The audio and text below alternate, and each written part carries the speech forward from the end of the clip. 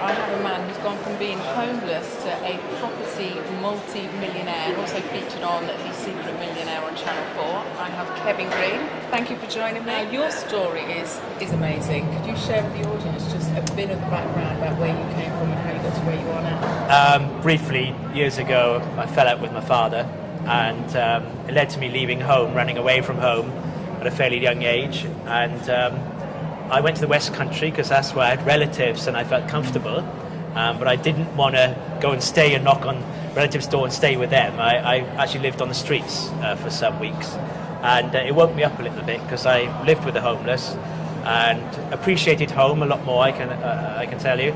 Appreciated that I'd been spoilt in life and I was absolutely starving and thinking, where am I going to get food from? And it really taught me to be grounded. So I was kind of persuading lorry drivers to give me what was left on their plate in the dinner calves, you know. So it came from there right through to then making amends with my father after working away for some years, away from home, and coming back to the home farm to milk the cows there and grow that herd from 40 cows to 400 cows. And that was kind of the interim period. Got married, had 3 beautiful children during that period, and then in 1999 became extremely frustrated with doing that. I was restricted in my mind by the price point that the supermarkets were putting for milk. I wasn't in control of my business. I felt even though I could have continued working and making money, it wasn't going to make me a millionaire, which is always one of the things I wanted to be from that high. Don't ask me why, but it's just a thing. And I started looking around at other options. Took a scholarship to travel the world, interviewed Bill Gates, Richard Branson, amongst others, and Richard's here today, and he's a great friend now and a great mentor to me. He gave me some advice in the beginning. I acted on that advice, and I went down the route of property. Borrowed all the money to buy my first house. As you do. Yeah, and I was really scared. I can tell you that was the most scary thing besides getting married that I've ever done. And I drove by that house every day after buying it just to make sure it was still there, you know. That's how naive I was. And that was miles away from my home as well. So it just grew from there. It was like what I call the peanut principle. I just kept adding houses using the simple methods that I've been taught. I did learn from the best. I targeted the best in the industry to do that. And I'm a guy who's like working class, a bit thick in school, dyslexic, you know, was always ousted and felt put down. And yet I'm a multi-millionaire as we speak here. So through hard work, determination and learning from the best, it's got me to a very nice position as I am now. Yeah. So let's just go back a little bit. As you said, you were brought up in the farming industry. Yeah. So, but from very young, you had an idea that you wanted to be an entrepreneur. So do you have any idea where that has come from? If it didn't come from your immediate family, any idea where? So I've been asked this question before, you know, why do you want to become a multi-millionaire? Well, my answer is why not? It just seems fun. I don't know where the idea for becoming a millionaire came from. It's not the materialistic side of it, it's the buzz of deals, you know, it's the thrill of doing something when it's seemingly impossible. And I think it's the challenging side of it that I like. That was a problem with dairy farming. It was too mundane. It was twice a day.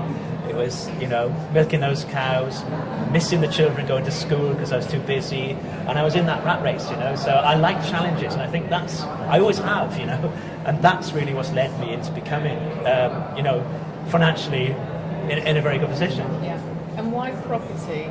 That's an interesting area. I love property, yeah, you know. I do personally as well. So. One of the, you know, you can stuff your internet trading, you can stuff your stocks and shares as far as I'm concerned, you know, excuse me being blunt, but it's not for me.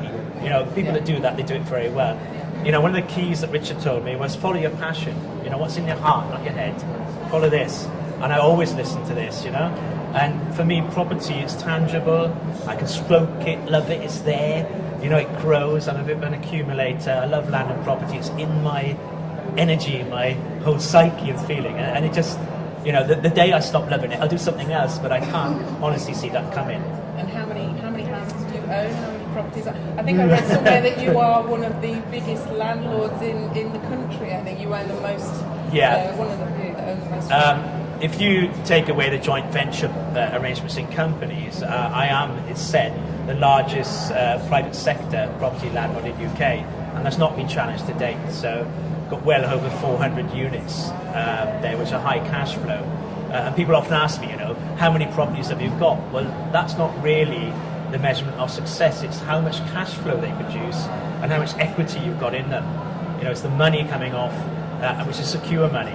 And that's what I focus on predominantly. Yeah, sure. And would you say, with the economy the way it is at the moment, that property is a good place to invest at the moment? Because I personally think that, there's no better time really whilst the housing market is so low. I totally agree with you. I mean, in any business, you want to get in when the price is on its bottom end, Yeah. Money's cheap to borrow. Everybody wants to live in houses. In the UK in particular, there's a big demand. There's high population per square footage, and I can only see property compounding from here. If somebody wants to start property investing, out of all the years I've been in it, and I started when I was 37, I'm 47 now, so in the 10 years I've been in, this has been the most lucrative entry time of all.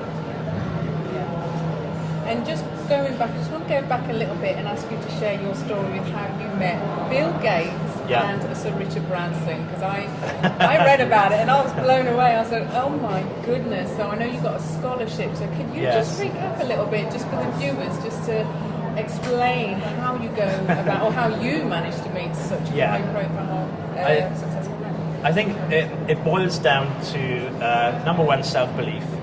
That's the only trait that you truly need, and you must believe you're going to achieve that. And I know today that that's really what's driven me to achieving various pillars along my lifeline. And meeting Bill Gates and Richard Branson has been coming from here.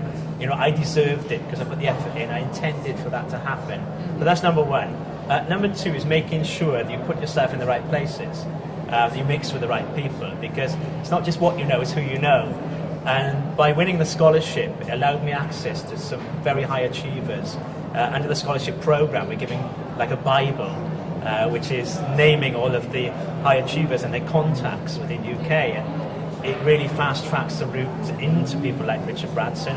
I didn't have his contact details, but I ended up knocking on his door, and on the third time, had actually some positive response from his wife, and who gave me his mobile phone number. So, it's persistence that paid there. And I interviewed Richard when I had no money in his home in Thrupp in Kidderton. That's amazing, because most people wouldn't have the nerve to go out there and knock on Richard Branson's door and ask to speak to him. I just think that says a lot about who you are, and the fact that you're a go-getter. You go for what you want. Well, there's two things really. Number one, don't care what people think about you, and I truly don't care. Because not everybody's going to like you or whatever. So don't worry about the responses. And the worst that somebody can say is no. Yeah. The best case is they're going to say, yeah, come in then. That's exactly what Richard said. And moreover than that, he recognised, that passion I had. And he asked me more questions during that interview than I was asking him.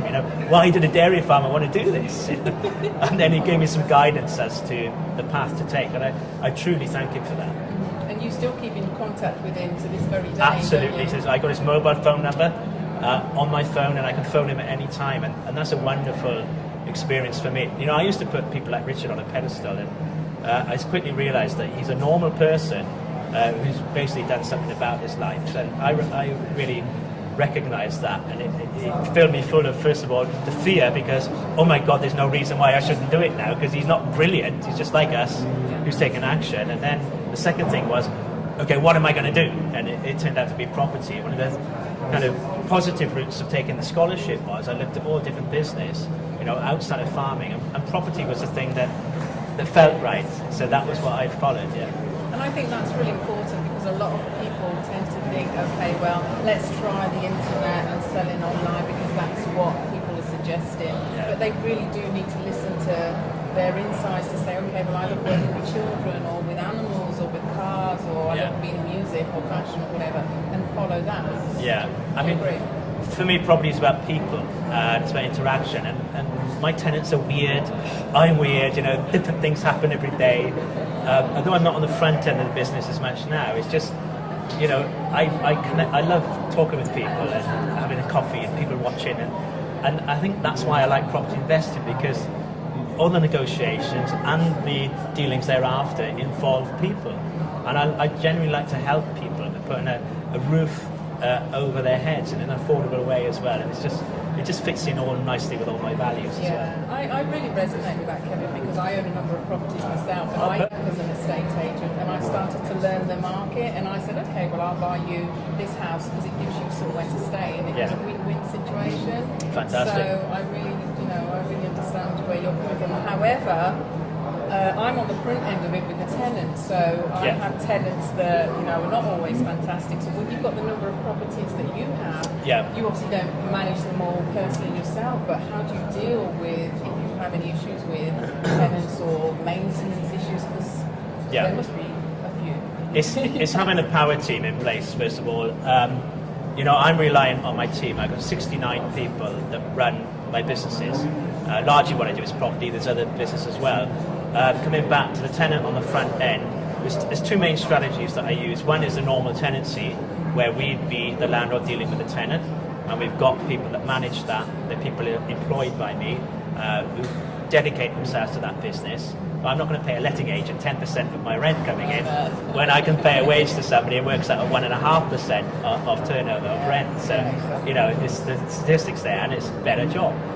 With the build teams, we've got our project managers there. But I think interestingly for the people who do like property, there's other passive ways you can put it together. Now, I'm an RSL, which is a registered social landlord. That means I can have the government as my tenant. So I can do a social housing contract with government who can put high priority tenants into my buildings. I provide the building to them, sign the contract, and they deal with everything else. Okay? So I get guaranteed rent payment, I get no void periods. They do the spares and repairs. I don't do that at all. All I have to do is look at the figures, which is my rent coming in, my mortgage interest coming off on the mortgage, and my building's insurance, and everything else is profit. Okay, and that's pure passive profit. I like that a lot. So becoming a well, this is what I teach, So tell us a little bit about the program and what you teach and how you can help some of the viewers that are interested in stepping into property. Yeah, I mean, what I'll be teaching shortly here is RSL status and how to get into social housing. It's a bit of a niche. It's been in for just coming up 5 years in UK, but only the really experienced landlords like myself have been offered it at the outset. But I found a way around the system where the government is happy to deal with my delegates who I bring onto the training who come under my wing, because I am fronting it and I've got the credibility on that. And Secret Millionaire helped me with that, doing that program as well. So I love PR, I love doing things like this because it helps me to help those other people. And that is recognised as a model clause, a blueprint, which can be followed by all local authorities. So I can bring those people in through the training program, get them up to speed on social housing. And the second thing I do then is show them how to become their own bank. So that's a whole other business of how they can buy money off the money market and then lend that either into their own deals. It's quite nice when you can sit there and you can say, okay, I need a mortgage. And rather than have to go to the mortgage lenders, you can go to your own facility, you can buy off the money market, and you can say, well, how much interest do I want to charge myself today then? And there's you're writing your own mortgages. So there's some fast track routes around, and I'm pretty unique in UK.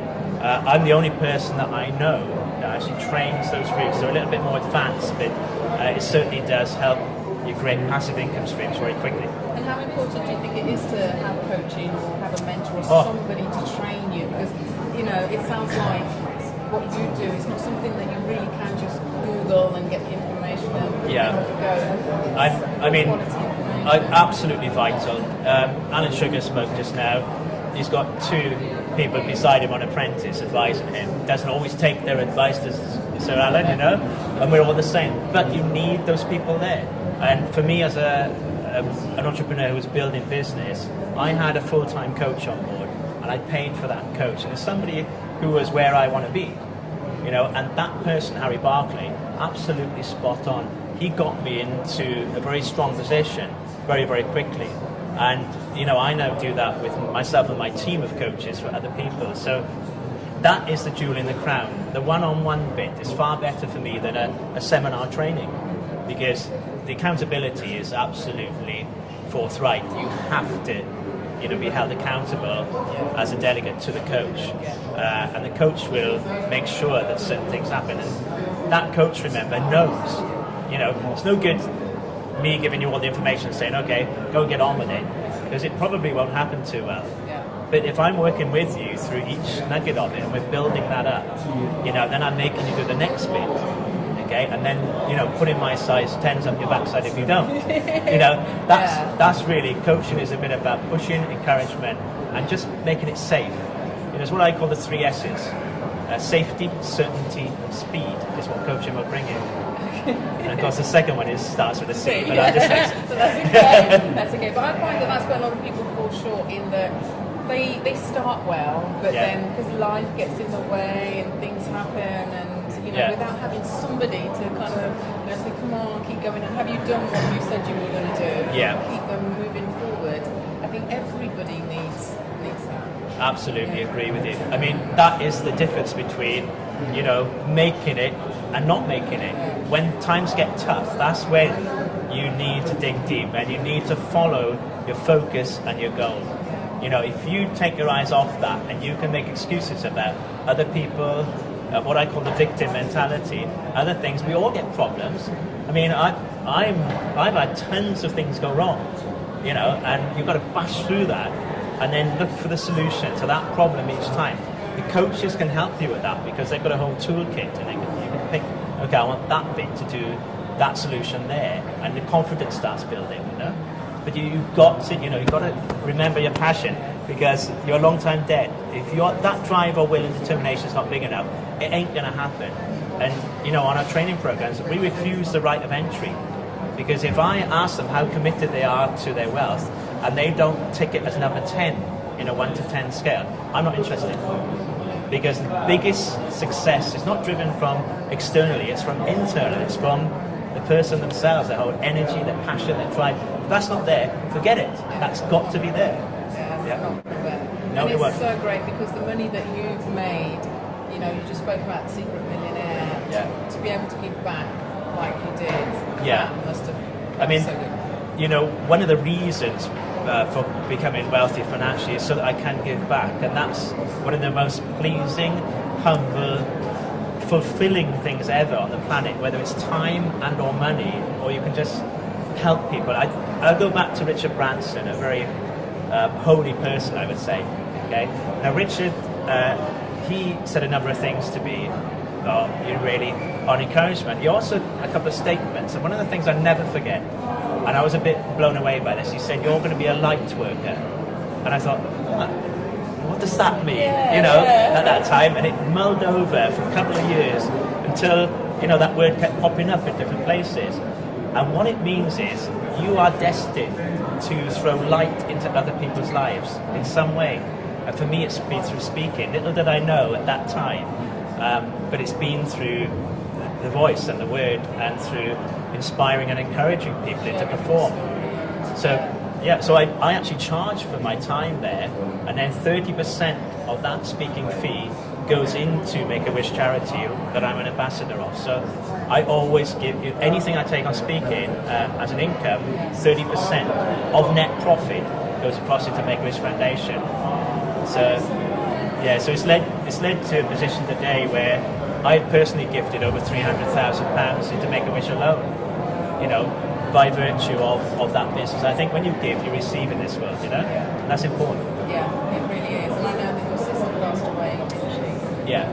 You've done some work in giving to them as well, and that must have been quite a difficult time for you. Yes, I mean, if you look at entrepreneurs, I've studied them before becoming one, and you look at Timeline, I'd be a typical example, really, of destitute, pain, torture, and then you want to do something about it, And it's almost like you have to go through that pain before you realise that you need to do something. Call me devil's advocate on this if you like, but, should we create that pain in ourselves, that uncomfortable feeling, before we actually achieve, It's a big question. I know for me it was Like when my sister passed away, we shared our birthdays on exactly the same day. When I was 22, she was 20 at that time. And I remember saying to myself, I'm never, ever going to waste a second of my time. Because I've got choices. She didn't have those choices, they were taken away. So it came to dairy farming. When I got tired of it, I thought, right, let's think back to my sis. You know, we're very close. And it was like, oh my God, I'm unhappy with this. I'm going to change it. And that was a driver really to look in for something else, hence the scholarship, hence what happened afterwards. I'm a great believer in every bad situation, something good will come out of it eventually. Absolutely. So I think that's a kind of testimony to what happened there. I mean, she's with me all the time in spirit anyway. So. Yeah, absolutely. Oh wow, that is absolutely phenomenal. So if there's one thing that you could give the viewers to take away, one point of action or one piece of advice, what would you say to them today? Get up every morning, put your hand on your heart and say, I believe in me, because self-belief's the key. If you get that, everything else comes. Yeah, totally agree. Well, Kevin Green, thank you so much for joining me today. Thank you, lovely to meet you as well. It's been an absolute pleasure. Thank you so much, Kevin Green. Thank you.